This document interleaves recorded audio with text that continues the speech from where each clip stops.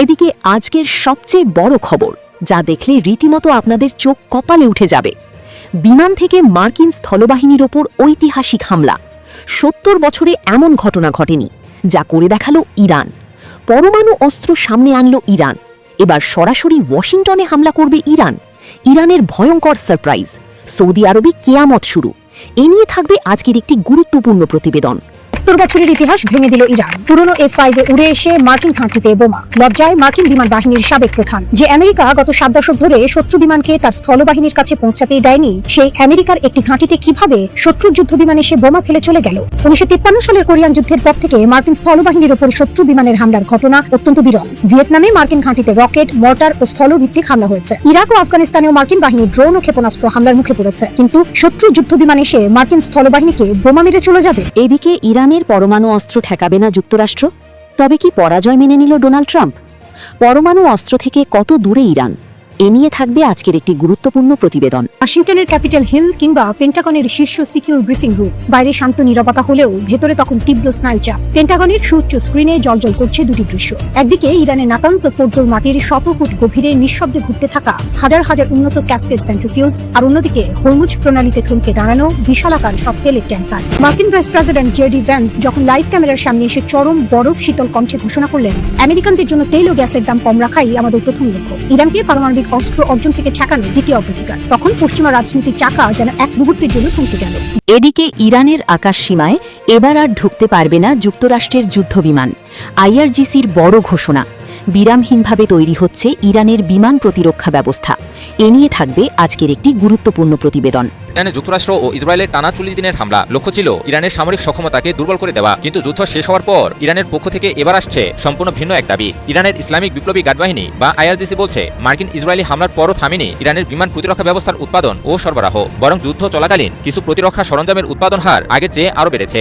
আইআরজিসির aerospace ফোর্সের এক ঊর্ধ্বতন কর্মকর্তা জাতীয় টেলিভিশনে দেওয়া এক সাক্ষাৎকারে এ তথ্য জানিয়েছেন। ইরানের একটি ভূগর্ভস্থ সামরিক ঘাঁটিতে ধারণ করা ওই সাক্ষাৎকারে প্রথমবারের মতো যুদ্ধের সময় মার্কিন ও ইসরায়েলি ড্রোন এবং একটি যুদ্ধবিমান থেকে উদ্ধার করা বিভিন্ন সরঞ্জামের অংশ বিশেষও প্রদর্শন করা হয়। এদিকে ছিন্ন ভিন্ন ইসরায়েলি ঘাঁটি, পাল্টা আঘাতে ঘায়েল ইসরায়েলি সেনারা, ইরানপন্থী গোষ্ঠীর হামলায় দুমড়ে মুচড়ে গেল ইসরায়েলি ঘাঁটি। এনেই থাকবে আজকের একটি গুরুত্বপূর্ণ প্রতিবেদন। ইসরায়েলের নিরাপত্তা বলয়ই ভয়ঙ্কর হামলা। ইরানপন্থী সশস্ত্র গোষ্ঠীর আঘাতে গুরুতর আহত ৩ ইসরায়েলি সেনা। হামলার জবাবে আকাশ থেকে বোমাবর্ষণ শুরু করল ইসরায়েল। আর এখন সেই সশস্ত্র গোষ্ঠীর হুঁশিয়ারি, এই হামলার উপযুক্ত জবাব দেওয়া হবে। অর্থাৎ হামলা পাল্টা হামলা আর প্রতিশোধের হুমকি। যুদ্ধবিরতির মাঝেই কি নতুন যুদ্ধের দরজা খুলে গেল? ঘটনার শুরু দক্ষিণ লেবাননের সীমান্ত এলাকায়। ইসরায়েলের দাবি, তাদের নিরাপত্তা অঞ্চলে সেনাদের উপর হামলা চালানো হয়েছে। এই হামলায় ৩ ইসরায়েলি সেনা গুরুতর আহত হয়েছেন। তাদের ভাষ্য, এটি যুদ্ধবিরতির সরাসরি লঙ্ঘন। তবে জবাব দিতে দেরি করেনি ইসরায়েল। হামলার পেছনে থাকা অবকাঠামো লক্ষ্য করে পাল্টা ইসরায়েলি অভিযান। ইসরায়েলের দাবি, আনসার এলাকায় একটি কমান্ড সেন্টার লক্ষ্য করে হামলা চালানো হয়েছে। এদিকে দেশি যুদ্ধ বিমান দিয়ে বাজিমাত করলো ইরান। আমেরিকার লজ্জা, ইরানের চমক। এনেই থাকবে আজকের একটি গুরুত্বপূর্ণ প্রতিবেদন। কয়েক দশকের পুরনো যুদ্ধবিমান, দেশীয় প্রযুক্তির বিমান প্রতিরক্ষা আর মার্কিন সামরিক ঘাঁটিতে আকস্মিক তৎপরতা। মধ্যপ্রাচ্যের আকাশে নিজেদের সক্ষমতা জানান ঠিক এভাবেই দিয়েছে ইরান। পুরনো প্ল্যাটফর্ম, নতুন প্রযুক্তি আর নিজস্ব প্রতিরক্ষা ব্যবস্থা, এই তিনটির সমন্বয়ে ইরান প্রমাণ করে দিয়েছে যুদ্ধ কৌশলে আমেরিকার চেয়ে অনেক গুণ এগিয়ে তারা।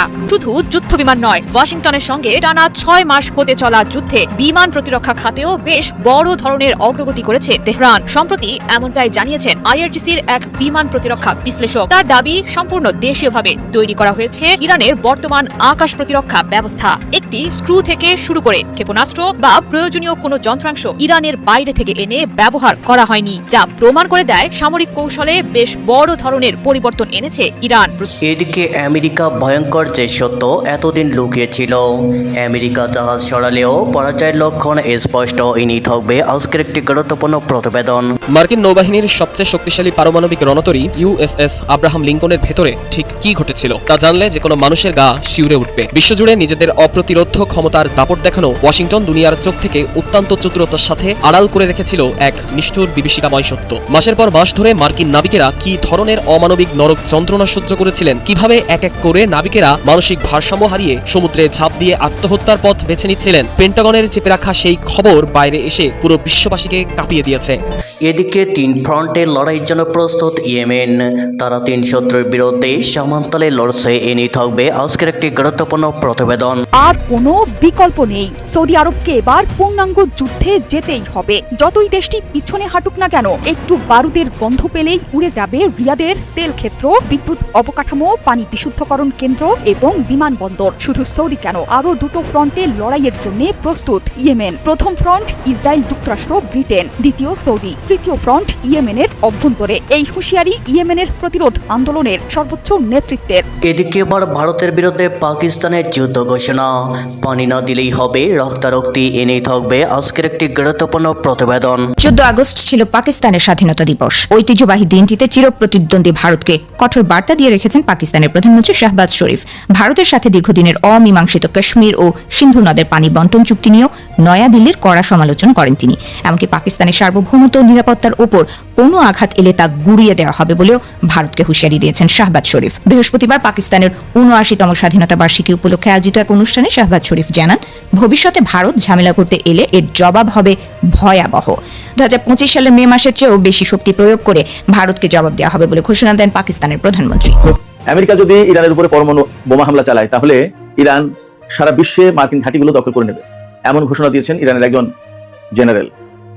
তিনি আরো বলেছেন, ইসরায়েলে ইরানের পরমাণু বোমা হামলার কোনো লক্ষ্য নেই, তার কারণ ভিন্ন। এদিকে ইরানের সাথে আমেরিকার যে যুদ্ধ চলছে, সেই যুদ্ধের ব্যাপারে পারস্য উপসাগরীয় অঞ্চলের অন্তত 5টি দেশ প্রকাশ্যে ক্ষোভ জানিয়েছে। তারা বলেছে, ডোনাল্ড ট্রাম্প এই যুদ্ধ শুরু করেছে এবং এখন আরব এই দেশগুলোকে যুদ্ধের মূল্য দিতে হচ্ছে।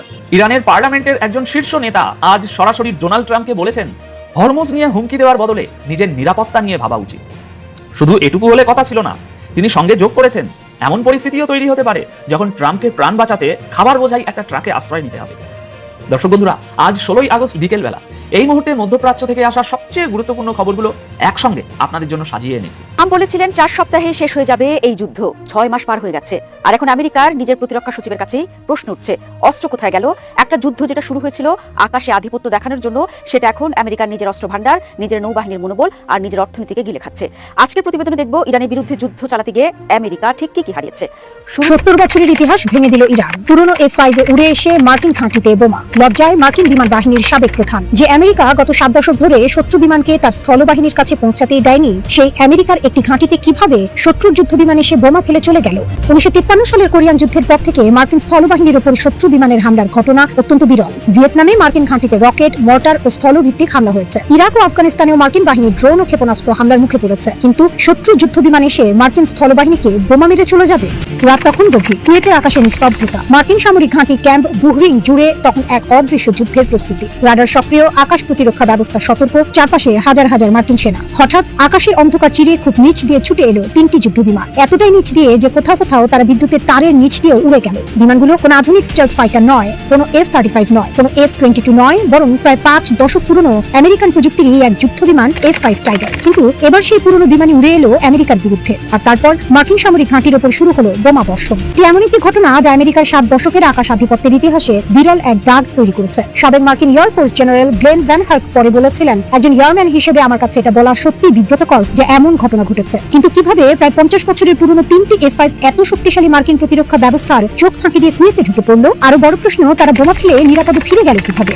28 ফেব্রুয়ারি সেদিন ইরানের উপর যুক্তরাষ্ট্র ও ইসরায়েলের যৌথ হামলা শুরু হয়। ইরানের সামরিক স্থাপনা, কমান্ড কাঠামো এবং গুরুত্বপূর্ণ লক্ষ্যবস্তুতে আঘাতের পর মধ্যপ্রাচ্য জুড়ে মার্কিন ঘাঁটিগুলো সর্বোচ্চ সতর্কতায় চলে যায়। ইরানের পাল্টা আক্রমণ শুরু হয়, কিন্তু ইরান শুধু ব্যালিস্টিক ক্ষেপণাস্ত্র আর ড্রোন ব্যবহার করেই থেমে থাকেনি। 1 মার্চ 3টি ইরানি F-5 আকাশে উঠছে। তাদের লক্ষ্য ছিল কুয়েতের ক্যাম্প বুহরিং, একটি অত্যন্ত গুরুত্বপূর্ণ মার্কিন সামরিক ঘাঁটি। সর্বোচ্চ সক্ষমতায় এখানে প্রায় 14,000 সেনা থাকার ব্যবস্থা রয়েছে। কিন্তু ইরানি পাইলটদের পরিকল্পনা ছিল একেবারে অন্যরকম। তারা জানতেন ওপর দিয়ে গেলে রাডারে ধরা পড়বে, তাই তারা আকাশের দিকে উঠছিলেন না, বরং মাটির সঙ্গে প্রায় লেগে থাকা অবস্থায় উঠতে শুরু করলেন। ইরানি কমান্ডারের বর্ণনা অনুযায়ী কোনো কোনো পর্যায়ে তারা 50 ফুটেরও নিচে উড়েছিলেন। একটি যুদ্ধ বিমান ঘন্টায় শত শত কিলোমিটার গতিতে ছুটছে, আর সেটি উঠছে বিদ্যুতের তারের নিচ দিয়ে। রেডিও নীরব, কোনো যোগাযোগ নেই, কোনো অপ্রয়োজনীয় সিগন্যাল নেই। পথে প্রতিবেশী দেশের জলসীমা সীমার কাছ দিয়েও তারা এগিয়ে যায়, এমনকি 2 জাহাজের মাঝ দিয়েও উড়ে যাওয়ার দাবি করা হচ্ছে। তারপর লক্ষ্য সামনে ক্যাম্প বুহরি। মার্কিন ঘাঁটির চারপাশে ছিল স্তর ভিত্তিক আকাশ প্রতিরক্ষা, প্যাট্রিয়ট ক্ষেপণাস্ত্র, স্বল্পপাল্লা প্রতিরক্ষা ব্যবস্থা, রাডার এবং আঞ্চলিক নজরদারি নেটওয়ার্ক। তারপরও 3টি পুরনো F5 ঘাঁটির কাছে পৌঁছে গেল। শুরু হলো বোমা বর্ষণ। ঘাঁটির ভেতরে তখন তৈরি হলো বিশৃঙ্খলা। এরপর ঘটে আরো নাটকীয় ঘটনা। ইরানি পাইলটদের দাবি অনুযায়ী পাল্টা আক্রমণের জন্য মার্কিন F-15 আকাশে উঠেছিল, কিন্তু বিশৃঙ্খলার মধ্যে কুয়েতি প্রতিরক্ষা ব্যবস্থা ওই মার্কিন বিমানগুলোকে শত্রু হিসেবে শনাক্ত করে। 3টি মার্কিন F-15 ধ্বংস। ইরানে যুক্তরাষ্ট্র ও ইসরায়েলের টানা 40 দিনের হামলা লক্ষ্য ছিল ইরানের সামরিক সক্ষমতাকে দুর্বল করে দেওয়া, কিন্তু যুদ্ধ শেষ হওয়ার পর ইরানের পক্ষ থেকে এবার আসছে সম্পূর্ণ ভিন্ন এক দাবি। ইরানের ইসলামিক বিপ্লবী গার্ড বাহিনী বা IRGC বলছে, মার্কিন ইসরায়েলি হামলার পরও থামেনি ইরানের বিমান প্রতিরক্ষা ব্যবস্থার উৎপাদন ও সরবরাহ, বরং যুদ্ধ চলাকালীন কিছু প্রতিরক্ষা সরঞ্জামের উৎপাদন হার আগের চেয়ে আরও বেড়েছে। IRGCর অ্যারোস্পেস ফোর্সের এক ঊর্ধ্বতন কর্মকর্তা জাতীয় টেলিভিশনে দেওয়া এক সাক্ষাৎকারে এ তথ্য জানিয়েছেন। ইরানের একটি ভূগর্ভস্থ সামরিক ঘাঁটিতে ধারণ করা ওই সাক্ষাৎকারে প্রথমবারের মতো যুদ্ধের সময় মার্কিন ও ইসরায়েলি ড্রোন এবং একটি যুদ্ধবিমান থেকে উদ্ধার করা বিভিন্ন সরঞ্জামের অংশ বিশেষও প্রদর্শন করা হয়। প্রদর্শিত সরঞ্জামের মধ্যে ছিল মার্কিন MQ-9 রিপার, ইসরায়েলি হারমিস 900 ও হারমিস 450 ড্রোনের বিভিন্ন অংশ, এমনকি একটি MQ-9 এবং মার্কিন F-15 যুদ্ধবিমান থেকে উদ্ধার করা প্রযুক্তিগত সরঞ্জামের অংশও দেখানো হয়েছে। ইরানের দাবি, দেশটির নিজস্ব বিমান প্রতিরক্ষা ব্যবস্থা এসব আকাশযানকে প্রতিহত করতে সক্ষম হয়েছে। ইরানের সংবাদ মাধ্যম মেহে নিউজ এজেন্সি এক প্রতিবেদনে জানিয়েছে এই খবর। তবে এর চেয়েও গুরুত্বপূর্ণ দাবি করেছে IRGC। তাদের ভাষ্য অনুযায়ী 40 দিনের যুদ্ধের পরও ইরানের বিমান প্রতিরক্ষা ব্যবস্থার উৎপাদন ও সরবরাহে কোনো ধরনের ব্যাঘাত ঘটেনি, বরং যুদ্ধের আগেই নেওয়া কিছু কৌশলগত পদক্ষেপের কারণে তাদের প্রতিরক্ষা উৎপাদন অবকাঠামোর বড় একটি অংশ অক্ষত রাখা সম্ভব হয়েছে। IRGCর ওই কর্মকর্তা জানিয়েছেন, যুদ্ধের আগে নেওয়া প্রস্তুতির কারণে ইরানের সেলফ সাফিসিয়েন্সি জিহাদ অর্গানাইজেশনের তৈরি বিমান প্রতিরক্ষা ব্যবস্থার 85%-এরও বেশি উৎপাদন অবকাঠামো সংরক্ষিত ছিল। ফলে মার্কিন ইসরায়েলি হামলা সত্ত্বেও উৎপাদন কিংবা সরবরাহ পুরোপুরি বন্ধ হয়ে যায়নি। শুধু তাই নয়, তার দাবি, যুদ্ধ চলাকালীন কিছু কার্যকর প্রতিরক্ষা সরঞ্জাম ও ক্ষেপণাস্ত্রের উৎপাদন হার যুদ্ধ শুরুর আগের সময়ের তুলনায় আরও বেড়েছে। একই সঙ্গে অপারেশনাল ইউনিটগুলোতেও নতুন সরঞ্জাম সরবরাহের হার বৃদ্ধি পেয়েছে।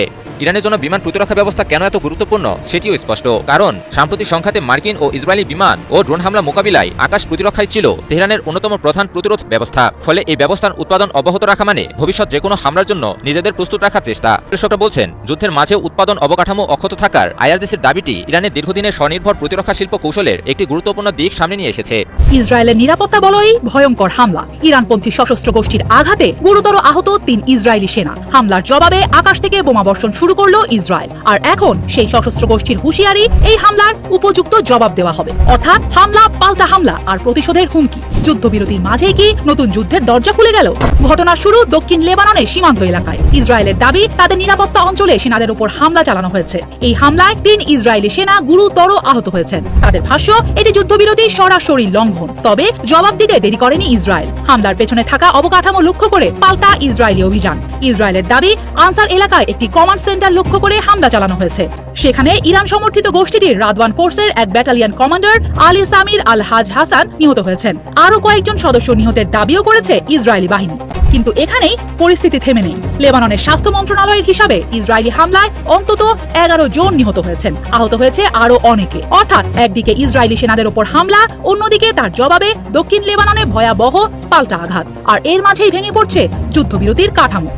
গত 26 জুন যুক্তরাষ্ট্রের মধ্যস্থতায় যে কাঠামোগত চুক্তি হয়, সেখানে ছিল ইসরায়েলি বাহিনীর ধীরে ধীরে লেবানন থেকে সরে যাওয়ার কথা, ছিল দুই পক্ষের আলোচনা চালিয়ে যাওয়ার প্রতিশ্রুতিও। কিন্তু বাস্তব চিত্র যেন সম্পূর্ণ ভিন্ন।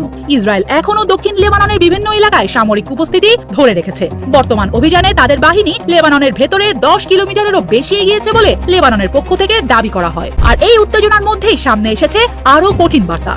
ইরানপন্থী এই সশস্ত্র গোষ্ঠী বলছে, ইসরায়েলের হামলা ও লঙ্ঘন আর চলতে দেওয়া যাবে না, দেওয়া হবে উপযুক্ত জবাব। অর্থাৎ হামলা আর পাল্টা হামলার মাত্রা প্রতিদিনই বেড়ে চলেছে। এদিকে নেতানিয়াহুর বিরুদ্ধে আবারও অভিযোগ উঠেছে, অভ্যন্তরীণ রাজনৈতিক চাপ সামলাতে তিনি সংঘাত বাড়াচ্ছেন। অন্যদিকে ইসরায়েল বলছে, তাদের নাগরিক ও সেনাদের নিরাপত্তা নিশ্চিত করতেই অভিযান চালানো হচ্ছে। এখন প্রশ্ন উঠছে, পরবর্তী আঘাতটা আসলে কোথায় আসবে? সীমান্তেই থামবে সংঘাত, নাকি ছড়িয়ে পড়বে দক্ষিণ লেবাননের আরো গভীরে? এই হামলা পাল্টা হামলার চক্করে যুদ্ধবিরতির শেষ পর্দা কি নেমে যাচ্ছে, নাকি এই হামলায় বড় কোনো বিস্ফোরণের আগে শেষ সতর্ক বার্তা? এসব প্রশ্নের উত্তর জানতেই এখন মুখিয়ে পুরো বিশ্ব।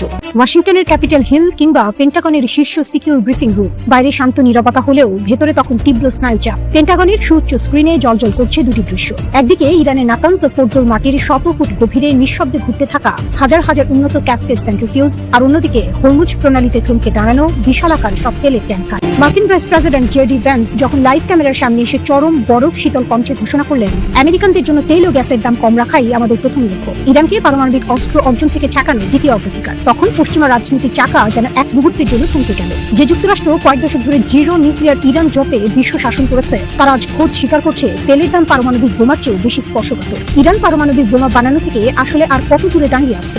পদার্থবিজ্ঞানের সোজা হিসেব বলে একটি পারমাণবিক বোমা বানানোর সবচেয়ে কঠিন কাজ হলো ইউরেনিয়াম সমৃদ্ধকরণ বা এনরিচমেন্ট। প্রাকৃতিক ইউরেনিয়ামে অস্ত্র তৈরির যোগ্য ইউরেনিয়াম 235 থাকে মাত্র 0.7%। একে ঘুরিয়ে 90% নিয়ে যাওয়াটাই হলো আসল ম্যাজিক। আন্তর্জাতিক পরমাণু শক্তি সংস্থা IAEA এর সাম্প্রতিক চাঞ্চল্যকর রিপোর্ট বিশ্লেষণ করলে মাথা ঘুরে যাওয়ার উপক্রম হয়। ইরান তাদের ইউরেনিয়াম সমৃদ্ধকরণ ইতিমধ্যেই 60% পৌঁছে দিয়েছে। শুনতে অবিশ্বাস্য লাগলেও সত্যি 20% থেকে 60% পৌঁছানো যতটা কঠিন, 60% থেকে পারমাণবিক অস্ত্রের জন্য প্রয়োজনীয় 90% পৌঁছানো তার চেয়ে বহুগুণ সহজ ও দ্রুতগতি। গোয়েন্দা পরিভাষায় এটাকে বলা হয় ব্রেক আউট টাইম, অর্থাৎ সিদ্ধান্ত নেওয়ার পর থেকে প্রথম একটি বোমার জন্য প্রয়োজনীয় 90% ইউরেনিয়াম তৈরি করতে যে সময় লাগে। মার্কিন গোয়েন্দা সংস্থা CIA এবং ইসরায়েলি গোয়েন্দা সংস্থা মোসাদের হিসাব বলছে ইরানের বর্তমান ব্রেকআউট টাইম কোনো মাস বা বছর নয়, মাত্র 1 থেকে 2 সপ্তাহ। তেহরান যদি আজ রাতে নির্দেশ দেয়, তবে আগামী 10 থেকে 14 দিনের মধ্যে তাদের হাতে প্রস্তুত হয়ে যাবে অন্তত 5 থেকে 6টি পারমাণবিক বোমার যোগ্য গ্রেড 90 ইউরেনিয়াম। ইউরেনিয়াম পেলেই কি বোমা হয়? সমৃদ্ধ ইউরেনিয়াম পাওয়া মানে রাতারাতি আকাশে মাশরুম ক্লাউড তৈরি হওয়া নয়। এরপরে দ্বিতীয় এবং সবচেয়ে জটিল ধাপ হলো উইপনাইজেশন, অর্থাৎ সেই ইউরেনিয়ামকে একটি কার্যকর বোমায় রূপান্তর করা এবং তাকে ক্ষেপণাস্ত্রের মাথায় বসানোর মতো রূপ দেওয়া। একটি পারমাণবিক ওয়ারহেডের ভেতরে ইউরেনিয়ামকে অতি ক্ষুদ্র সময়ের মধ্যে সংকুচিত করে শৃঙ্খল বিক্রিয়া ঘটানোর জন্য অত্যন্ত নিখুঁত ডেটোনেটর ও ইমপ্লোশন মেকানিজম লাগে। 2000 সালের গোড়ার দিকে ইরান আমাত প্রজেক্টের অধীনে এই প্রযুক্তি নিয়ে গবেষণা করেছিল। পশ্চিমা বিশেষজ্ঞদের ধারণা সেই গোপন ব্লুপ্রিন্ট তেহরানের গোপন ভোল্টে অত্যন্ত সতর্কতায় সংরক্ষিত আছে। এই ওয়ারহেড তৈরি, অ্যাসেম্বলি এবং ক্ষেপণাস্ত্রের উপযোগী করতে ইরানের সময় লাগতে পারে 6 মাস থেকে সর্বোচ্চ 1 বছর। তবে বিশেষজ্ঞদের ঘুম হারাম করে দিচ্ছে আরেকটি সম্ভাবনা, ডার্টি বোম বা অপরীক্ষিত দ্রুতগতির কোন ডিভাইসের কৌশল। চরম সংকটে পড়লে ইরান কৌশলগত সুবিধার জন্য কোনো প্রকার আনুষ্ঠানিক পরীক্ষা ছাড়াই পারমাণবিক সক্ষমতা জাহির করতে পারে। কয়েক দশকের পুরনো যুদ্ধবিমান, দেশীয় প্রযুক্তির বিমান প্রতিরক্ষা আর মার্কিন সামরিক ঘাঁটিতে আকস্মিক তৎপরতা, মধ্যপ্রাচ্যের আকাশে নিজেদের সক্ষমতা জানান ঠিক এভাবেই দিয়েছে ইরান। পুরনো প্ল্যাটফর্ম, নতুন প্রযুক্তি আর নিজস্ব প্রতিরক্ষা ব্যবস্থা, এই তিনটির সমন্বয়ে ইরান প্রমাণ করে দিয়েছে যুদ্ধ কৌশলে আমেরিকার চেয়ে অনেক গুণ এগিয়ে তারা।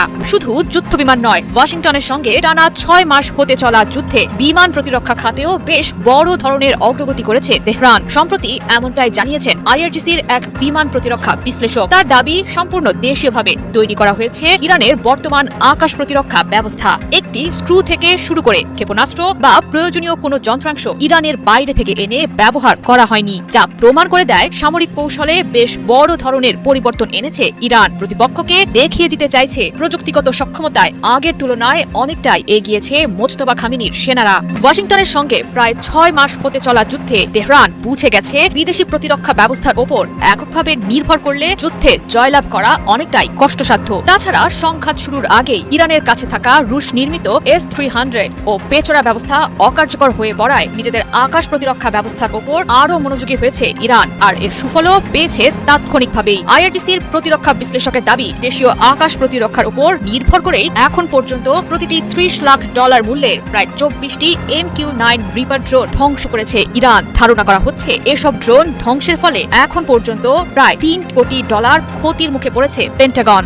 অপ্রতিরোধ্য হয়ে ওঠা ইরানকে নিয়ে ইতোমধ্যেই চিন্তার ভাঁজ পড়েছে আমেরিকার কপালে। শোনা যাচ্ছে দেশীয়ভাবে তৈরি কাউসার যুদ্ধবিমান দিয়ে কুয়েতে থাকা মার্কিন সামরিক ঘাঁটির উপর নজরদারি চালাচ্ছে ইরান। বিশেষজ্ঞদের মতে এর মাধ্যমে উপসাগরীয় অঞ্চলে মার্কিন সামরিক উপস্থিতির ওপর নজরদারি ও চাপ প্রয়োগের সক্ষমতার সতর্ক বার্তা দিচ্ছে ইরান।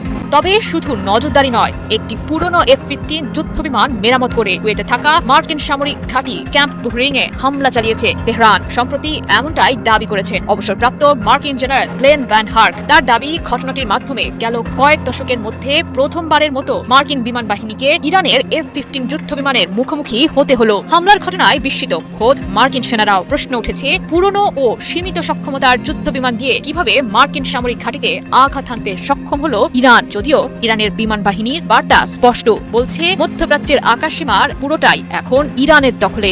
আর কোনো বিকল্প নেই। সৌদি আরবকে এবার পূর্ণাঙ্গ যুদ্ধে যেতেই হবে। যতই দেশটি পিছনে হাঁটুক না কেন, একটু বারুদের গন্ধ পেলেই উড়ে যাবে রিয়াদের তেল ক্ষেত্র, বিদ্যুৎ অবকাঠামো, পানি বিশুদ্ধকরণ কেন্দ্র এবং বিমানবন্দর। শুধু সৌদি কেন, আরো দুটো ফ্রন্টে লড়াইয়ের জন্য প্রস্তুত ইয়েমেন। প্রথম ফ্রন্ট ইসরায়েল, যুক্তরাষ্ট্র, ব্রিটেন। দ্বিতীয় সৌদি। তৃতীয় ফ্রন্ট ইয়েমেনের অভ্যন্তরে। এই হুঁশিয়ারি ইয়েমেনের প্রতিরোধ আন্দোলনের সর্বোচ্চ নেতৃত্বের।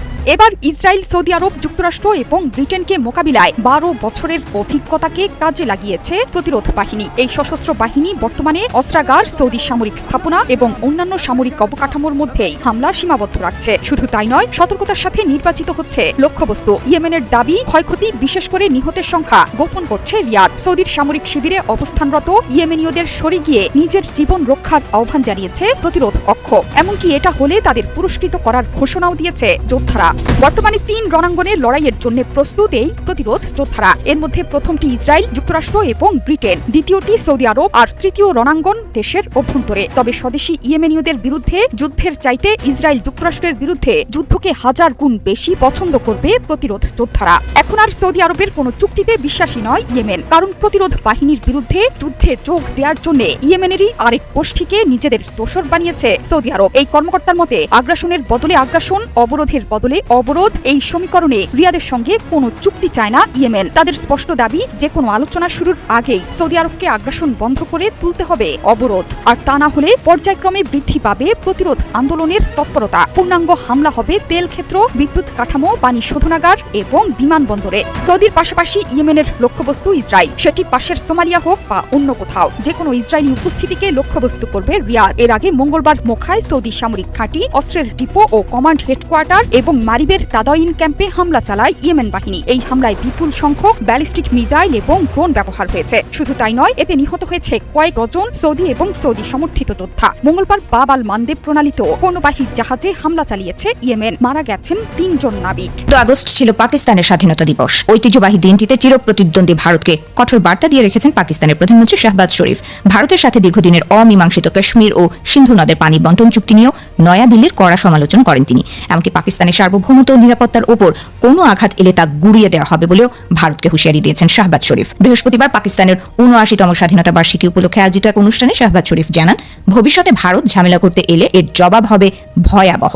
2025 সালের মে মাসের চেয়েও বেশি শক্তি প্রয়োগ করে ভারতকে জবাব দেওয়া হবে বলে ঘোষণা দেন পাকিস্তানের প্রধানমন্ত্রী। এই অনুষ্ঠানে ইয়াদগারি ফাতাহ বা বিজয় স্মৃতিস্তম্ভ উদ্বোধন করেন তিনি। ভারতের বিপক্ষে 2025 সালের মার্কা-ই-হক যুদ্ধে অসাধারণ বিজয় ও শহীদদের আত্মত্যাগের স্মরণে এটি নির্মাণ করা হয়। অনুষ্ঠানে শাহবাজ শরীফ বলেন, আমরা যুদ্ধ চাই না, শান্তি চাই। তবে শান্তির এই ইচ্ছাকে দুর্বলতা ভাবলে ভুল হবে। আমরা সম্মান এবং মর্যাদার সঙ্গে শান্তি বজায় রাখতে চাই। সবচেয়ে কঠিন সময়েও আমরা এই অঞ্চলের স্থিতিশীলতা নিশ্চিত করেছি। ভারতকে ইঙ্গিত করে শাহবাজ শরীফ বলেন, 2025 সালের মে মাসের মার্কা-ই-হক যুদ্ধ পাকিস্তানের মর্যাদা অভাবনীয়ভাবে বাড়িয়েছে। এই বাস্তবতা কেউ এখনো না বুঝে থাকলে তাদের উচিত নিজেদের অপমানজনক পরাজয়ের কথা স্মরণ করা। ভবিষ্যতে কেউ ভুল করেও পাকিস্তানের সার্বভৌমত্ব ও নিরাপত্তাকে চ্যালেঞ্জ জানালে তাদের গত বছরের মে মাসের চেয়ে কঠোর ও ধ্বংসাত্মক জবাব দেওয়া হবে। মার্কিন নৌবাহিনীর সবচেয়ে শক্তিশালী পারমাণবিক রণতরী ইউএসএস আব্রাহাম লিঙ্কনের ভেতরে ঠিক কি ঘটেছিল তা জানলে যে কোনো মানুষের গা শিউরে উঠবে। বিশ্বজুড়ে নিজেদের অপ্রতিরোধ ক্ষমতার দাপট দেখানো ওয়াশিংটন দুনিয়ার চোখ থেকে অত্যন্ত চতুরতার সাথে আড়াল করে রেখেছিল এক নিষ্ঠুর বিভীষিকাময় সত্য। মাসের পর মাস ধরে মার্কিন নাবিকেরা কি ধরনের অমানবিক নরক যন্ত্রণা সহ্য করেছিলেন, কিভাবে এক এক করে নাবিকেরা মানসিক ভারসাম্য হারিয়ে সমুদ্রে ঝাঁপ দিয়ে আত্মহত্যার পথ বেছে নিচ্ছিলেন, পেন্টাগনের চেপে রাখা সেই খবর বাইরে এসে পুরো বিশ্ববাসীকে কাঁপিয়ে দিয়েছে। মার্কিন নৌবাহিনী বিষয়টিকে রুটিন বিলম্ব বা লজিস্টিক চ্যালেঞ্জ করলেও ইউএসএস আব্রাহাম লিঙ্কন এর ভেতরের বাস্তবতা ছিল অবকাঠামোগত বিপর্যয় ভরা। গত বছরের ডিসেম্বর থেকে টানা সাগরে ভাসতে থাকা এই রণতরীর রসদ সরবরাহের পথ যুদ্ধজনিত কারণে সম্পূর্ণ বিচ্ছিন্ন হয়ে পড়ে। টাটকা খাবারের চরম সংকটে নাবিকেরা মারাত্মক অপুষ্টিতে ভোগেন। এক নাবিকের ওজন তো এক ধাক্কায় 29 কেজি পর্যন্ত কমে যায়। ভাঙা প্লাম্বিং, স্যানিটেশন বিপর্যয় এবং দিনরাত 24 ঘন্টা যুদ্ধবিমানের বিকট শব্দ ও তীব্র কম্পনে নাবিকেরা শারীরিক ও মানসিকভাবে চুরমার হয়ে পড়ে। সবচেয়ে গা শিউরে ওঠা সত্যটি হলো নাবিকদের চরম মানসিক অবসাদ ও আত্মহত্যার প্রবণতা, যা পেন্টাগন ধামাচাপা দেওয়ার চেষ্টা করেছে। পরিবেশ সহ্য করতে না পেরে বেশ কিছু নাবিক চলন্ত জাহাজ থেকে উত্তাল সাগরে ঝাঁপ দিয়ে আত্মহত্যার চেষ্টা করেন। তবে মার্কিন প্রতিরক্ষা মন্ত্রী পিট হেগসেথ এসব ঘটনাকে ভুল তথ্য বলে উড়িয়ে দেন এবং ডোনাল্ড ট্রাম্প দাবি করেন মোতায়েনের মেয়াদ নাকি দীর্ঘ নয়। সামরিক আইনের ভয়ে নাবিকদের স্বজনেরা নাম লুকিয়ে গণমাধ্যমে আকুতি জানাচ্ছেন, আর পেন্টাগনের ভেতরের এই বিশৃঙ্খলাকে ভয় দেখিয়ে চেপে রাখছে। দর্শক, আমেরিকা যদি ইরানের উপরে পরমাণু বোমা হামলা চালায় তাহলে ইরান সারা বিশ্বে মার্কিন ঘাঁটিগুলো দখল করে নেবে, এমন ঘোষণা দিয়েছেন ইরানের একজন জেনারেল। তিনি আরো বলেছেন, ইসরায়েলে ইরানের পরমাণু বোমা হামলার কোনো লক্ষ্য নেই, তার কারণ ভিন্ন। এদিকে ইরানের সাথে আমেরিকার যে যুদ্ধ চলছে সেই যুদ্ধের ব্যাপারে পারস্য উপসাগরীয় অঞ্চলের অন্তত 5টি দেশ প্রকাশ্যে ক্ষোভ জানিয়েছে। তারা বলেছে ডোনাল্ড ট্রাম্প এই যুদ্ধ শুরু করেছে এবং এখন আরব এই দেশগুলোকে যুদ্ধের মূল্য দিতে হচ্ছে। শুধু তাই না, মধ্যপ্রাচ্যে মার্কিন ঘাঁটি থাকবে কি থাকবে না সে সমস্ত বিষয় নিয়েও এইসব আরব দেশ চিন্তা করছে। এদিকে ইরানের সাথে চলমান যুদ্ধ নিয়ে হোয়াইট হাউসে ব্যাপক মতপার্থক্য দেখা দিয়েছে। প্রকাশ্য দুটি গ্রুপ হয়েছে, সেখানে ডোনাল্ড ট্রাম্প পড়েছেন মাঝখানে। কি করবেন তিনি। এদিকে হুরমুজ প্রণালীতে জাহাজ চলাচল এবং এই সংক্রান্ত যাবতীয় ব্যবস্থাপনার বিষয়ে ইরান এবং ওমান একটি চুক্তিতে পৌঁছেছে বলে খবরে বলা হচ্ছে। এই চুক্তি হলে পরিস্থিতি কি হতে যাচ্ছে, আরেকটি খবরের শিরোনাম আমি আপনাদেরকে জানিয়ে বিস্তারিত আলোচনায় চলে যাই।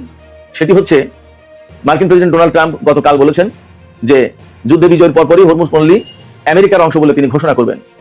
এই ব্যাপারে ইরানের একজন খুব প্রভাবশালী সংসদ সদস্য তিনি বলেছেন, হরমুজ প্রণালী দখলের চিন্তা বাদ দিয়ে আপনি নিজের নিরাপত্তা নিয়ে চিন্তা করুন, শেষ পর্যন্ত আবার আপনাকে না ক্যাটারিং ট্রাকে বা ফুড ট্রাকে লুকাতে না হয়। সুপ্রিয় দর্শক, এই যে বিষয়গুলো বললাম এর সাথে আরো বেশ কিছু বিষয় যোগ হবে আজকের আলোচনায়, এবং আমি এই বিষয়গুলো নিয়ে একেবারে বিস্তারিত আলোচনা করার চেষ্টা করব। আশা করি আপনারা শেষ পর্যন্ত সঙ্গে থাকবেন এবং ভিডিও ভালো লাগলে লাইক কমেন্ট শেয়ার করবেন এবং চ্যানেলটি সাবস্ক্রাইব করে সাথেই থাকবেন। দর্শক, চলুন বিস্তারিত আলোচনা করা যাক। প্রথমে যে খবরটি দিয়ে শুরু করেছিলাম আমি সেখান থেকেই বিস্তারিত আলোচনা শুরু করতে চাই। ইরানের একজন জেনারেল, মেজর জেনারেল নাকদি, তিনি একটা সাক্ষাৎকারে বলেছেন, তাকে জিজ্ঞেস করা হয়েছিল যে আমেরিকা যদি ইরানের উপরে পরমাণু বোমা হামলা চালায় তাহলে ইরান কি করবে। তখন তিনি বলেছেন, সারা বিশ্বে আমেরিকা যত ঘাঁটি আছে সব ঘাঁটি দখল করে নেবে ইরান। জানি না এই বক্তব্যের ব্যাখ্যা কি বিস্তারিত আসেনি, হয়তো আরেকটু অপেক্ষা করলে এই বক্তব্যের বিস্তারিত জানা যাবে। তবে তিনি একই সাথে বলেছেন যে ইসরায়েলের উপরে ইরানের পরমাণু বোমা হামলার কোনো ইচ্ছে বা লক্ষ্য নেই। কারণ হিসেবে তিনি বলেছেন যে ইসরায়েল ফিলিস্তিনের সমস্ত সবকিছু ভাগ্য নির্ধারিত হবে ফিলিস্তিনি জনগণের সংখ্যাগরিষ্ঠের ভোটে। তারা যেটা ভালো মনে করবে সেটাই হবে এবং সেটাই করা হবে, কারণ মূলত এই ভূখণ্ডে ফিলিস্তিনিরাই বসবাস করবে। তার মানে হচ্ছে জেনারেল নাকদি এখান থেকে পরিষ্কার ইঙ্গিত দিয়েছেন যে ইসরায়েলের পতন হবে এবং ইসরায়েল নামক কোনো রাষ্ট্র থাকবে না। যদি তাই না থাকে তাহলে সেখানে ফিলিস্তিনিদের বসবাসের প্রশ্ন আছে, এবং ফিলিস্তিনিরা যদি বসবাস সেখানে করতে চায় বা তাদেরকে বসবাসের উপযোগী ভূখণ্ড রাখতে হয় তাহলে পরমাণু বোমা হামলা চালালে তো হবে না। পরমাণু বোমা হামলা চালালে তো পুরো ভূখণ্ডটা একেবারে তেজস্ক্রিয়তায় ভরে যাবে। আমি বলছি না এর মানে যে ইরান পরমাণু বোমার অধিকারী হয়েছে বা পরমাণু বোমা হামলা চালাতে পারে। জেনারেল নাকদি যা বলেছেন তার বাংলা অর্থগুলো আমি আপনাদেরকে জানালাম। তবে এই কথাও তো ঠিক যে জেনারেল নাকদি যা বললেন তার থেকে তো একটা বিশেষ ইঙ্গিত পাওয়া যায় যে ইরান ইসরায়েলের উপর পরমাণু বোমা হামলা চালাবে না। কি কারণে সেই ব্যাখ্যা দিলেন তিনি, বাট যদি এই সমস্যা না থাকতো তাহলে তো চালাতো বোমা হামলা। ব্যাপারটা তো এরকম। তার মানে আছে কি, তার মানে কি ইরানের হাতে পরমাণু বোমা আছে? ব্যাপারটা তো এই প্রশ্ন আসে। দেখা যাক, আমরা অপেক্ষা করি কি ঘোষণা আসে সময়ের ব্যবধানে ইরান কি বলে। অনেকেই তো বলে যে ইরানের হাতে পরমাণু বোমা যদি থাকতো তাহলে অনেক কিছুই ঘটতো না। এই কথা সত্য মিথ্যা ভিন্ন বিষয়। ইরান হয়তো একভাবে দেখে আর আমরা বাইরে থেকে আরেকভাবে দেখি, তারাই ভালো জানে। দেখা যাক, সময় বলে দেবে ইরানের হাতে পরমাণু বোমা আছে কি নেই। ইরানের হাতে পরমাণু বোমা থাকলে কেউ হামলা চালাতো কি চালাতো না, সমস্ত সবকিছু সময়ের পরিক্রমায় পরিষ্কার হবে। তবে জেনারেল নাকদি যেটা বলেছেন যে ইরানের উপর যদি আমেরিকা পরমাণু বোমা হামলা চালায় তাহলে সারা বিশ্বের মার্কিন ঘাঁটিগুলো দখল করে নেবে ইরান, এটার ব্যাখ্যা আসলে পরিষ্কার না। তবে এইটুকু বোঝা যায় যে জেনারেল নাকদি বা ইরানের অবস্থান খুব শক্ত, তাদের সামরিক সক্ষমতা এই পর্যায়ে আছে যে আমেরিকার সাথে যে কোনো জায়গায় তারা যুদ্ধ করতে সক্ষম, কনফ্রন্টেশনে যেতে সক্ষম।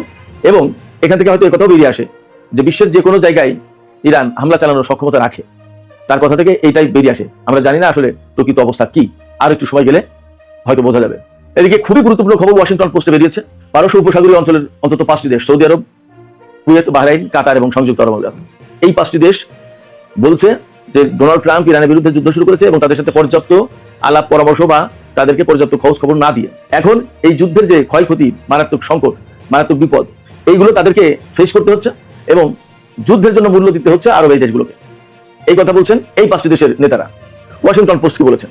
এবং নাম প্রকাশে অনিচ্ছুক কয়েকজন আরব কর্মকর্তা ওয়াশিংটন পোস্টকে বলেছেন যে ডোনাল্ড ট্রাম্প ইরানের বিরুদ্ধে যে হামলা চালিয়েছেন বা যে যুদ্ধ শুরু করেছেন তাতে সবচেয়ে বেশি ক্ষতিগ্রস্ত হয়েছে আরব দেশগুলো।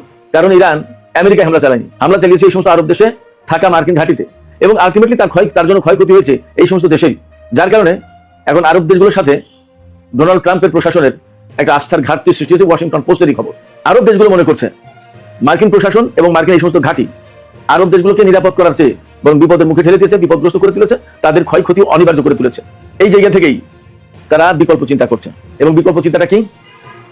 বিকল্প চিন্তা হচ্ছে এই যে মার্কিন ঘাঁটি রাখলে আরব দেশগুলো বিপদে পড়বে, এবং মার্কিন ঘাঁটি যখন থাকছে তখন আলটিমেটলি যুদ্ধ হলেই ইরান এই সমস্ত ঘাঁটিকে টার্গেট করবে। শুধু যুদ্ধ না, যুদ্ধ ছাড়াও সম্ভবত ইরান এই সমস্ত ঘাঁটিকে টার্গেট করবে, কারণ ইরানের লক্ষ্য কিন্তু ভিন্ন, মধ্যপ্রাচ্য থেকে মার্কিন সামরিক বাহিনীকে তাড়িয়ে দেওয়া। যদি তাই হয় তাহলে মাঝে মধ্যে ইরান এই সমস্ত ঘাঁটিতে হামলা চালাবে। তার মানে হচ্ছে প্রত্যেকটা দেশ যুদ্ধের কবলে থাকবে, কারণ এক একটা ক্ষেপণাস্ত্র যখন বিস্ফোরিত হয়, ব্যালিস্টিক ক্ষেপণাস্ত্র, তখন আকাশ পাতাল প্রকম্পিত হয়, কাঁপতে থাকে, পরিস্থিতি এতটা খারাপ। ইরানের পার্লামেন্টের একজন শীর্ষ নেতা আজ সরাসরি ডোনাল্ড ট্রাম্পকে বলেছেন হরমুজ নিয়ে হুমকি দেওয়ার বদলে নিজের নিরাপত্তা নিয়ে ভাবা উচিত। শুধু এটুকু হলে কথা ছিল না, তিনি সঙ্গে যোগ করেছেন এমন পরিস্থিতিও তৈরি হতে পারে যখন ট্রাম্পকে প্রাণ বাঁচাতে খাবার বোঝাই একটা ট্রাকে আশ্রয় নিতে হবে। দর্শক বন্ধুরা, আজ 16ই আগস্ট বিকেলবেলা এই মুহূর্তে মধ্যপ্রাচ্য থেকে আসা সবচেয়ে গুরুত্বপূর্ণ খবরগুলো একসঙ্গে আপনাদের জন্য সাজিয়ে এনেছি। খবরের শিরোনামগুলো একবার শুনে নিন। ট্রাম্পকে ইরানের সরাসরি হুঁশিয়ারি, নিশানা কি এবার মার্কিন প্রেসিডেন্ট নিজেই? হরমুজ প্রণালীতে ইরান আর ওমানের একটা বড় সমঝোতা, জাহাজ চলাচলের নতুন রুট চূড়ান্ত। ইরানি পাইলট আটকে রাখার অভিযোগ সাফ অস্বীকার করল কাতার। আর ওদিকে দক্ষিণ লেবাননে ইসরায়েলি হামলা ফের তীব্র, হিজবুল্লাহর 2 কমান্ডারকে মারার দাবি। লেবানন আর গাজা দুই ফ্রন্টেই ইসরায়েলের প্রতিরক্ষা মন্ত্রীর কড়া হুমকি। দর্শক বন্ধুরা, খবর এর চেয়েও বেশি আছে, তাহলে চলুন শুরু করা যাক। প্রথমে আসি ইরানের ওই বিবৃতিতে। আজ 16ই আগস্ট মেহের নিউজ এজেন্সির খবর পড়ে সত্যি বলতে আমি নিজেই একটু থমকে গিয়েছিলাম যে হচ্ছেটা কি। কারণ ইরান সাধারণত এই ধরনের ভাষায় হুঁশিয়ারি দেয় না। বিবৃতিটি দিয়েছেন ইব্রাহিম আজি। তিনি শুধু একজন সাংসদ নন, তিনি ইরানের পার্লামেন্টের জাতীয় নিরাপত্তা কমিশনের চেয়ারম্যান, অর্থাৎ যার কথা ইরানের ভিতরে এবং বাইরে দুই জায়গাতেই খুব গুরুত্ব দিয়ে শোনা হয়। সোশ্যাল মিডিয়ায় তিনি লিখেছেন, ভালো করে শুনবেন, ট্রাম্পের উচিত হরমুজ প্রণালী নিয়ে বারবার হুমকি দেওয়ার বদলে নিজের নিরাপত্তার কথা ভাবা। এরপরেই সেই খোঁচা, প্রাণ বাঁচাতে একদিন খাবার বহনকারী ট্রাকে লুকাতে হতে পারে। এখন এই খোঁচার আসল মানেটা কোথায় জানেন? মার্কিন সংবাদ মাধ্যমের একটি প্রতিবেদনে, যেটা আমরা আপনাদের এর আগেই দেখিয়েছিলাম, বিস্তারিত জানিয়েছিলাম, সেখানে বলা হয়েছিল জুলাই মাসে তুরস্ক থেকে ব্রিটেনে যাওয়ার সময় সম্ভাব্য ইরানি হামলার আশঙ্কায় ট্রাম্প তার আকাশপথের পরিকল্পনা বদলাতে হয়েছিল। প্রতিবেদন অনুযায়ী তিনি প্রথমে বড় এয়ারফোর্স 1-এ উঠেছিলেন, পরে গোপনে তাকে ছোট একটি C-32 বিমানে সরিয়ে নেওয়া হয়। আর এই যে বিমান বদল, এই বিমান বদলের সময় তার গতিবিধি আড়াল করার জন্য ব্যবহার করা হয়েছিল একটা ক্যাটারিং ট্রাক, অর্থাৎ খাবার সরবরাহের গাড়ি, যাতে তিনি ঠিক কোথায় যাচ্ছেন, কোন বিমানে উঠছেন সেটা কিছুক্ষণের জন্য হলেও বাইরে না আসে। এবার পুরো ছবিটা মিলিয়ে দেখুন। ইরানের একজন সিনিয়র সংসদ ঠিক সেই খাবারের ট্রাকের কথাই মনে করিয়ে দিয়ে ট্রাম্পকে বলছেন নিজের প্রাণের চিন্তা করুন। দেখুন, এখানে একটা কথা পরিষ্কার বলা দরকার, এটা কোনো সরাসরি হামলার ঘোষণা নয়। কেউ বলেনি যে ইরান ট্রাম্পের অবস্থানে আঘাত আনবে, কিন্তু এই বিবৃতির সময় আর ব্যবহার করা শব্দগুলো দুটোই মনোযোগ কাড়ে। বিশেষ করে এমন একটা সময়ে যখন হরমুজ প্রণালী নিয়ে আমেরিকা আর ইরানের মধ্যে উত্তেজনা কমার কোনো লক্ষণ নেই। তাই প্রশ্নটা উঠছে, ইরান কি এবার কোনো মার্কিন সামরিক ঘাঁটির বদলে সরাসরি মার্কিন প্রেসিডেন্টের নিরাপত্তাকেই নিশানা করার ইঙ্গিত দিচ্ছে? আয়াতুল্লাহ আলী খামিনির হত্যার বদলা কি সেভাবেই নেওয়ার কথা ভাবা হচ্ছে? উত্তরটা এখনো কারোর কাছে নেই, কিন্তু ইঙ্গিতটা উড়িয়ে দেওয়ার মতোও নয়। এবার ইরান সংক্রান্ত দ্বিতীয় গুরুত্বপূর্ণ খবরে আসি। হরমুজ প্রণালীতে জাহাজ চলাচল নিয়ে ইরান আর ওমান শেষ পর্যন্ত একটা সমঝোতায় পৌঁছেছে। ইরানের পররাষ্ট্র মন্ত্রকের মুখপাত্র ইসমাইল বাঘে 15ই আগস্ট গভীর রাতে জানিয়েছেন, দুই দেশের মধ্যে নতুন শিপিং রুট ম্যাপ নিয়ে চুক্তি হয়ে গেছে। শিপিং রুট ম্যাপ মানে সহজ কথায় কোন জাহাজ কোন পথ দিয়ে ঢুকবে, কোথা দিয়ে বেরোবে, তার একটা নির্দিষ্ট মানচিত্র। বাঘে বলেছেন, নিরাপদ নৌ চলাচলের রুট নিয়ে দুই দেশ প্রায় 3 মাস আগে কারিগরি আলোচনা শুরু করেছিল। গত 3 সপ্তাহে সেই আলোচনা গতি পেয়েছে। তার দাবি, মার্কিন বাধা সত্ত্বেও ইরান আর ওমান এই রুট ম্যাপে সম্মত হতে পেরেছে। তবে কাজ এখনো পুরোপুরি শেষ হয়নি। যৌথ বিবৃতি চূড়ান্ত করার জন্য দুই দেশের আলোচনা এখনো চলছে। আর ইরান একটা শর্তও পরিষ্কার করে দিয়েছে। তাদের বক্তব্য, হরমুজের নিরাপত্তা পুরোপুরি ফিরবে তখনই যখন মার্কিন সামরিক তৎপরতা বন্ধ হবে। অর্থাৎ রুট ঠিক হয়ে গেছে, কিন্তু হরমুজের স্বাভাবিক জাহাজ চলাচল ফেরার পথে আমেরিকা আর ইরানের মধ্যে বড় মীমাংসাটা এখনো বাকি। এখানে একটা বিষয় খুব ভালোভাবে খেয়াল করার মতো, বোঝা দরকার। দেখুন, এটা ইরান আর ওমানের নিজেদের মধ্যে করা সমঝোতা। এটা কোনো নিয়ম নেই, এরকম কোনো নিয়ম নেই যে এতে আরব দেশগুলো, বাকি বিশ্ব কিংবা আমেরিকা এটা মেনে নিতে বাধ্য হবে। হ্যাঁ, ইরান যদি এই পথে বিনা পয়সায় চলাচলের সুবিধা দেয় তাহলে হয়তো কেউ আপত্তি করবে না, কিন্তু ইরান যদি এই পথের জন্য কোনো ধরনের মাসুল বা টোল আদায় করতে চায় তখন সেটা কেউ মানবে বলে মনে হয় না। আর যদি মেনে নেওয়া হয় তাহলে সেটা হবে আমেরিকার জন্য সরাসরি হার। কারণ আমেরিকা এই যুদ্ধে জড়িয়েছিল ইরানের পরমাণু কর্মসূচি শেষ করার নাম করে। এখন সেই যুদ্ধের শেষে যদি হরমুজ চলাচলের নিয়ন্ত্রণই ইরানের হাতে চলে যায় তাহলে প্রশ্নটা তো উঠবেই, লাভ টাকার হলো। আর ওমানের খেলাটাও সহজে বোঝা যাচ্ছে না। বাকি আরব দেশগুলোর মতো আমেরিকার সঙ্গে ওমানের ঘনিষ্ঠতা হয়তো ততটা নেই, কিন্তু সম্পর্ক তো আছে। সেই ওমানই আবার আমেরিকার প্রধান প্রতিপক্ষ ইরানের সঙ্গে বসে হরমুজ নিয়ে সমঝোতা করছে। তাহলে এর পেছনে আসলে কার সম্মতি আছে? ওমান কিভাবে আমেরিকার ইচ্ছার বাইরে গিয়ে হরমুজের মতো জায়গা নিয়ে সিদ্ধান্ত নিয়ে ফেলছে? এই প্রশ্নের উত্তর এখনো পরিষ্কার নয়। যেটুকু জানা গেছে সেটুকুই আপনাদের বললাম। এবার আসি কাতারের খবরটায়। কাতার সাফ জানিয়ে দিয়েছে ইরানি পাইলটদের তারা আটকে রাখেনি। কাতারের পররাষ্ট্র মন্ত্রকের মুখপাত্র 15ই আগস্ট রাতে এই বিবৃতি দেন, আর এই খবরটা সামনে আসে আজ 16ই আগস্ট দুপুরে। তিনি কি বলেছেন? তিনি বলেছেন, ইরানি পাইলটদের আটকে রাখা নিয়ে যে বিভ্রান্তিকর কথাবার্তা ছড়ানো হচ্ছে তাতে কাতার বিস্মিত, বিশেষ করে এমন সময় যখন কূটনৈতিক প্রচেষ্টা চলছে। এর আগে ইরানের সশস্ত্র বাহিনী দাবি করেছিল আমেরিকা ও ইসরায়েলের সঙ্গে ইরানের যুদ্ধের একেবারে ওই শুরুর দিনগুলোতে কাতার 3 জন ইরানি পাইলটকে ধরে নিয়েছিল। আমরা এর আগের প্রতিবেদনেই আপনাদের পুরো বিস্তারিত জানিয়েছিলাম যে 3 জন পাইলট নিখোঁজ। গতকাল ইরান বলল তারা কাতারের হেফাজতে আছেন। ট্রাম্প বলেছিলেন 4 সপ্তাহে শেষ হয়ে যাবে এই যুদ্ধ। 6 মাস পার হয়ে গেছে, আর এখন আমেরিকার নিজের প্রতিরক্ষা সচিবের কাছেই প্রশ্ন উঠছে, অস্ত্র কোথায় গেল? একটা যুদ্ধ যেটা শুরু হয়েছিল আকাশে আধিপত্য দেখানোর জন্য, সেটা এখন আমেরিকার নিজের অস্ত্র ভান্ডার, নিজের নৌবাহিনীর মনোবল আর নিজের অর্থনীতিকে গিলে খাচ্ছে। আজকের প্রতিবেদনে দেখব ইরানের বিরুদ্ধে যুদ্ধ চালাতে গিয়ে আমেরিকা ঠিক কি হারিয়েছে। শুরুটা করা যাক আকাশ থেকেই। আমেরিকার M209 রিপার ড্রোন নজরদারি আর নিখুঁত হামলার জন্য বিখ্যাত এক অস্ত্র, কিন্তু ইরান ইসরায়েল যুদ্ধে এই বহরের প্রায় 25% ধ্বংস বা ক্ষতিগ্রস্ত হয়ে গেছে। মে মাসে এই সংখ্যা ছিল 20%, মাত্র কয়েক মাসে ক্ষতি বেড়েছে আরও। প্রতিটি ড্রোনের দাম 3 থেকে 5 কোটি ডলার। মোট ক্ষতির অঙ্ক 1.3 বিলিয়ন ডলারের বেশি। কারণটা সহজ, রিপার ড্রোন ধীরগতির নিচু উচ্চতায় ওড়ে, আর ইরানের বিপ্লবী বাহিনী এবং তার মিত্রদের জন্য এটা একটা সহজ লক্ষ্যবস্তু। পেন্টাগন নিজে এখন এই ড্রোন সরিয়ে ফেলার পরিকল্পনা করছে। সস্তা ঝাঁকে ঝাঁকে ওরা নতুন প্রজন্মের ড্রোন দিয়ে বদলাতে চাইছে পুরনো এই যোদ্ধাকে। কিন্তু প্রশ্ন থেকেই যায় যে ইরানের আকাশ প্রতিরক্ষা ধ্বংস করার দাবি ট্রাম্প বারবার করেছেন, সে আকাশে কিভাবে একের পর এক ড্রোন খসে পড়ছে। এবার আসা যাক মাটির অস্ত্রে। রয়টার্সের প্রতিবেদন বলছে আমেরিকা তাদের দূরপাল্লার নির্ভুল মিসাইল এটাকামস আর প্রিসিশন স্ট্রাইক মিসাইল প্রায় পুরোটাই খরচ করে ফেলেছে। প্রতিটা মিসাইলের দাম 10 লাখ ডলারেরও বেশি, অথচ কতগুলো বাকি আছে সেটা বলতে রাজি হননি কোনো কর্মকর্তা। টমাহক ক্রুজ মিসাইল খরচ হয়েছে 850টারও বেশি, বিশ্বব্যাপী মজুদের প্রায় অর্ধেক। আরও ভয়ঙ্কর তথ্য এসেছে সিএনএন এর প্রতিবেদনে। প্যাট্রিয়ট আর থার্ড প্রতিরক্ষা ব্যবস্থার প্রায় 80% ইন্টারসেপ্টর নিঃশেষ হয়ে গেছে। মানে ইরানের ছোড়া মিসাইল ঠেকানোর মতো অস্ত্র কমে আসছে আমেরিকার হাতে। পেন্টাগন প্রকাশ্যে এসব অস্বীকার করেছে। হোয়াইট হাউস বলেছে বিশ্বের যে কারোর চেয়ে বেশি অস্ত্র তাদের এখনো হাতে আছে। কিন্তু বাস্তবতা হলো 6 আগস্ট কংগ্রেসের কাছে 67 বিলিয়ন ডলারের বাড়তি তহবিল চেয়েছে ট্রাম্প প্রশাসন, শুধু যুদ্ধ চালানো আর অস্ত্র মজুদ পূরণের জন্য। আর সে একই দিনে এক ক্যাবিনেট বৈঠকে ট্রাম্প নিজের প্রতিরক্ষা সচিব পিট হেক্সেটের মুখোমুখি হন অস্ত্র সংকট নিয়ে। এটাই নাকি বড় হামলা স্থগিত রাখার আসল কারণ। অস্ত্রের হিসাব তো হলো, এবার মানুষের কথা বলি। ইউএসএস আব্রাহাম লিঙ্কন একটা বিমানবাহী রণতরী যেটা 250 দিনেরও বেশি সময় ধরে সাগরে আছে, কোনো বন্দরে ফেরার সুযোগ পায়নি। জাহাজের নাবিকরা বলছেন খাবারের সংকট, টয়লেট উপচে পড়া নোংরা পানি, ছত্রাক, এমনকি টুথপেস্ট, সাবানের মতো সাধারণ জিনিসও ফুরিয়ে গেছে। একজন নাবিক সাগরে ঝাঁপ দিয়েছেন, আরেকজন ঝাঁপ দেওয়ার আগ মুহূর্তে থামানো হয়েছে। নাবিকদের পরিবার বলছে মানসিক চাপ এতটাই বেড়েছে যে সহকর্মীরা একে অপরকে সাগরে ঝাঁপ দেওয়া থেকে ঠেকাতে বাধ্য হচ্ছেন। নৌবাহিনী দাবি করেছে তারা নাবিকদের মানসিক অবস্থা নিয়মিত পর্যবেক্ষণ করছে, কিন্তু 200 পরিবার একসঙ্গে গিয়ে ভারপ্রাপ্ত নৌসচিবের মুখোমুখি হয়ে প্রশ্ন তুলেছে এই যুদ্ধ শেষ হবে কবে। শেষমেশ লিঙ্কনকে সরিয়ে পাঠানো হচ্ছে ইউএসএস জর্জ ওয়াশিংটনকে। কিন্তু ক্ষত তো থেকেই যাচ্ছে। এবার আসি সেই জায়গায় যেখান থেকে পুরো যুদ্ধের গল্প শুরু, হরমুজ প্রণালী। বিশ্বের তেল সরবরাহের প্রায় 5 ভাগের 1 ভাগ এই পথ দিয়ে যায়। ট্রাম্প বারবার দাবি করেছেন এই প্রণালীর উপর আমেরিকার সম্পূর্ণ নিয়ন্ত্রণ আছে, কিন্তু বাস্তবতা ভিন্ন কথা বলছে। যুদ্ধ শুরুর আগে যেখানে দিনে গড়ে 130টি জাহাজ চলাচল করত, এখন সেটা 90% কমে গেছে। ইরানের নৌবাহিনী স্পষ্ট বলে দিয়েছে কোন জাহাজ পার হবে সেটা তারাই ঠিক করে। ইরানি পার্লামেন্ট এমনকি একটা কৌশলগত পরিকল্পনার নীতিগত অনুমোদন দিয়ে ফেলেছে, যেটা আমেরিকা ইসরায়েলের জাহাজকে স্থায়ীভাবে এই পথ থেকে বাদ দেবে। তেলের দাম তো বাড়ছে হুহু করেই, বিশ্ববাজারে অস্থিরতা বাড়ছে, অথচ যে প্রণালী নিয়ন্ত্রণের কথা বলে যুদ্ধ শুরু হয়েছিল সেটাই আজ আমেরিকার হাতের বাইরে। অস্ত্র ফুরিয়ে যাচ্ছে, নাবিকরা ভেঙে পড়ছে। যে প্রণালী দখলের কথা ছিল সেটাই এখন প্রতিপক্ষের হাতে, আর যুদ্ধ সেটা এখনো চলছে। কিন্তু কথা ছিল সেটি থেমে যাবে 4 সপ্তাহের